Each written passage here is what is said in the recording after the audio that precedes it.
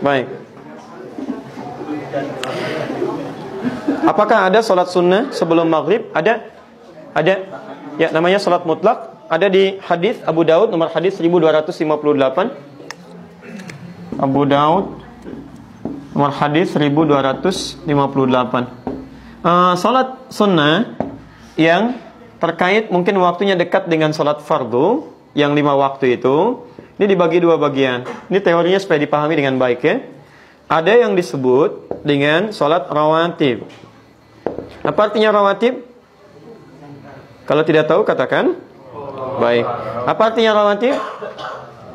Baik. Rawatib itu jamak dari kata ratib. Apa artinya ratib? Baik. Bukan Allahu a'lam. Ratib itu adalah sesuatu yang tersusun dengan rapi atau berurutan sifatnya.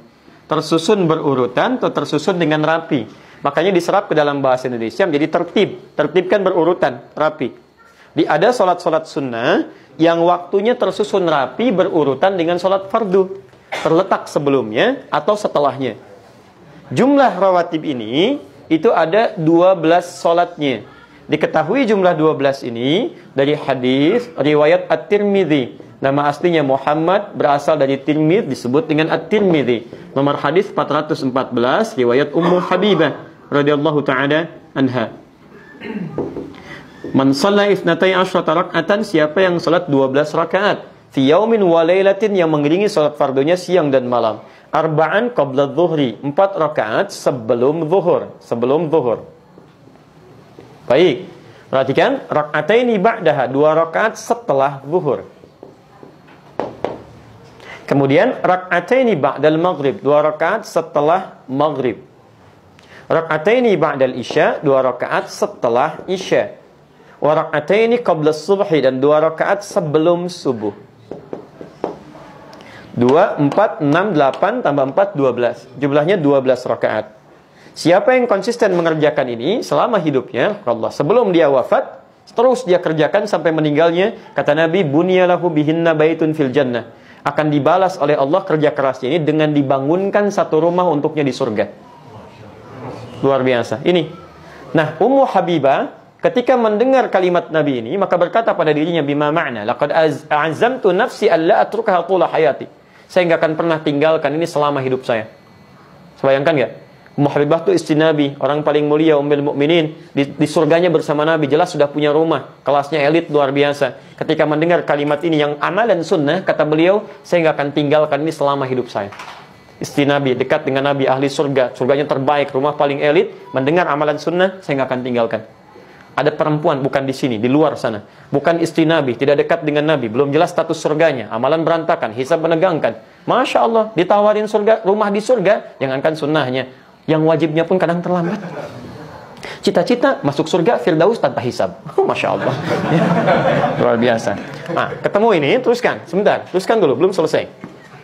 Teman-teman sekalian, di sini kita temukan ada sebelum, ada setelah. Jelas? 4 rakaat sebelum apa? Zuhur. Dalam bahasa Arab kita tuliskan sebelum, bahasa Arabnya qabla. Zuhur. Qabla zuhri, sebelum zuhur. Jelas?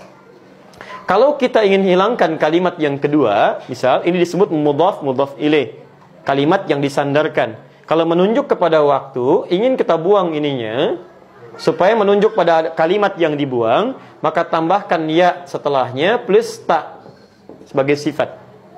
Asalnya qabla, ya, asalnya a, karena ada ya, maka huruf sebelumnya jadi i. Di qabliyah. Jelas ya? Maka kita dengar kalimat qabliyah, zuhur misalnya, itu maksudnya sebelum zuhur. Baik. Setelah, bahasa Arabnya ba'da. Setelah zuhur, ba'da zuhur. Di setelah, bahasa Arabnya apa? Ba'da. Kalau Anda sudah mengucapkan ba'da, jangan diucapkan setelah lagi. Itu 2 kata yang berulang sama. Paham ya? Kita ketemuan yuk. Kapan? Di mana? Di Masjid Indonesia. Kapan? Udah setelah ba'da asar deh. Setelah ba'da asar. Jadi kalau sudah setelah, itu ba'da. Tidak perlu menyebutkan keduanya lagi. Jelas ya?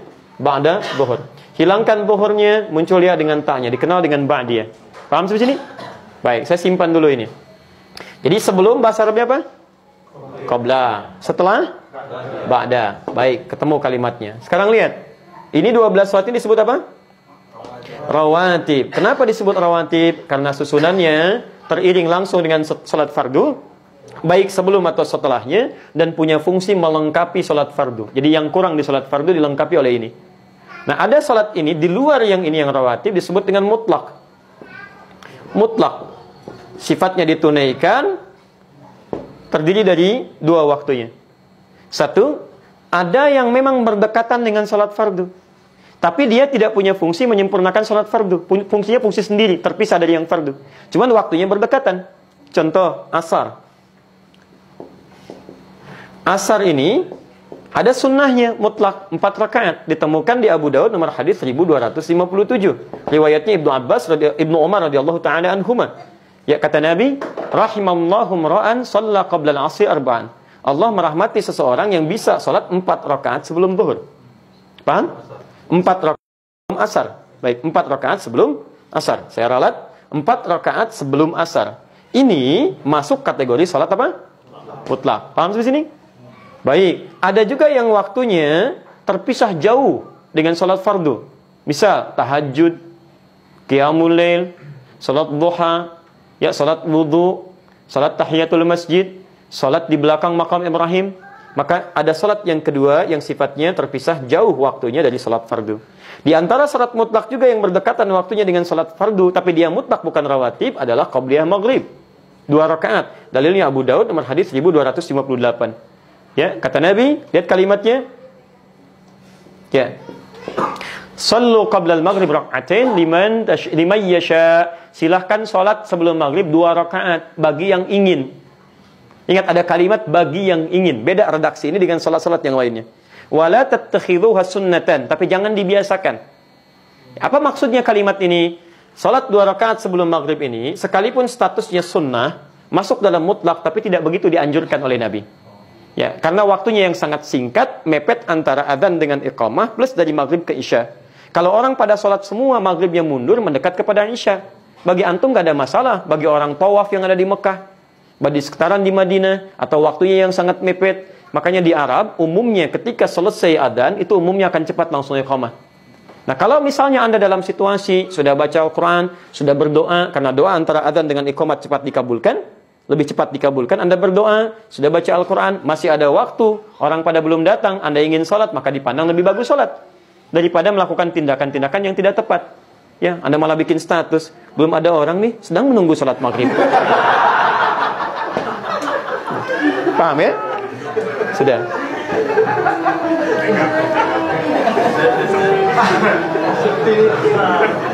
Dah. Baik. Saya tanya sekarang. Sudah? Baik, saya tanya sekarang. Ya, sebelum zuhur ada salat? Ada salat sunnah? Apa jenisnya? Rawatib. Setelah zuhur ada salat sunnah? Apa jenisnya? Baik, sebelum asar ada salat sunnah? Baik, tidak ada. Yang bilang tidak ada angkat tangan?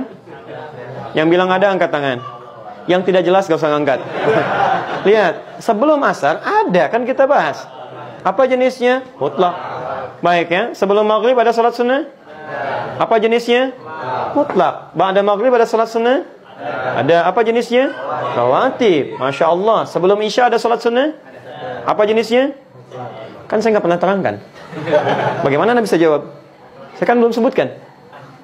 Baik ya, belum. Saya nggak sebutkan. Coba lihat, ada nggak sebelum isya? Jangan pernah mengarang, karena mengarang hanya dalam pelajaran bahasa Indonesia. Ya, kalau ada dalil silakan kerjakan. Sebelum isya boleh 2 rakaat, boleh. Masuk dalam konteks mutlak. Karena setiap antara adzan dengan iqamah kebolehan ada salat 2 rakaat. Ini mutlak sifatnya. Boleh. Ba'da isya ada? Apa namanya? Rawatib. Baik. Sebelum, apa bahasa Arabnya? Qabla. Baik. Sebelum salat? Qabliyah. Baik. Setelah, apa bahasa Arabnya? Ba'da. Setelah salat? Ba'diyah. Baik. Qabliyah zuhur ada enggak? Ada. Berapa rakaat? 4 rakaat. Ba'diyah zuhur? Berapa rakaat? 2 rakaat. Baik. Qabliyah asar? Ada. Berapa rakaat? 4 rakaat. Apa jenis qabliyahnya? Mutlak. Jelas? Sebelum zuhur apa jenis qabliyahnya? rawatib. Di sini seringkali orang keliru menduga bahwa kalau disebutkan qobliyah itu yang dimaksud rawatib. Ini sering keliru di sini. Sehingga ketika disebutkan nggak ada qobliyah asar.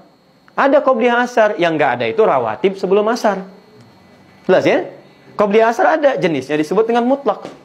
Di qobliyah itu nama umum bagi setiap sholat yang ditunaikan sebelum sholat fardunya. Jenisnya bisa mutlak, bisa rawatib. Paham sampai sini? Alhamdulillah.